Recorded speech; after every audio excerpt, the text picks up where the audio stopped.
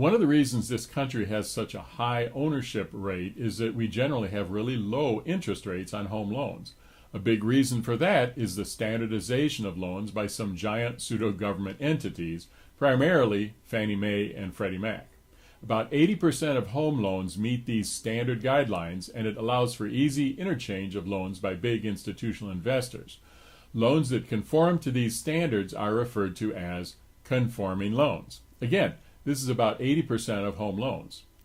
As you probably know, not everyone gets the same interest rate when they purchase a home.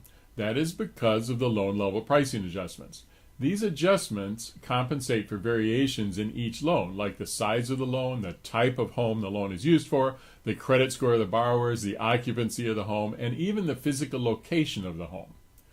This standardization is normally great. However, when this group changes its standards every few years, it impacts a lot of home buyers. The loan level pricing adjustment changes for 2023 are quite significant. Here are 4 examples of negative impacts. First, pricing will now be impacted by a buyer's total debt to income ratio. If a buyer's monthly debt payment is above 40% of their income, they will face a pricing hit. There's a lot of concern that this will lead to additional difficulties in getting loans through underwriting because it is a whole new measurement. Second, for the last 30 years or so, if a buyer's credit score was above 740, they basically had access to the best pricing. The vast majority of the buyers in our office have had scores above 740. Now a buyer needs to have a 780 or above to get the best pricing level. Third, refinancing will reportedly be more expensive than a purchase loan.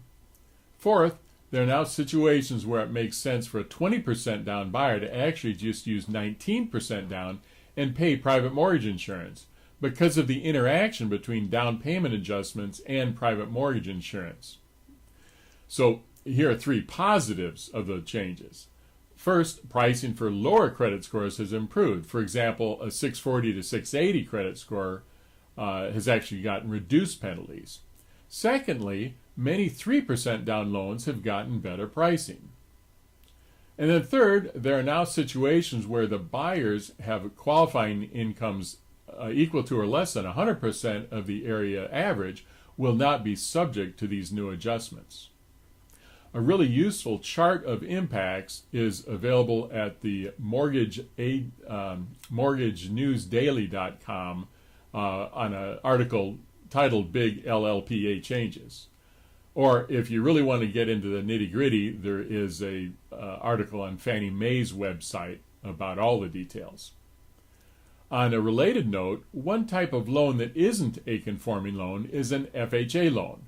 Pricing on FHA loans has actually improved significantly.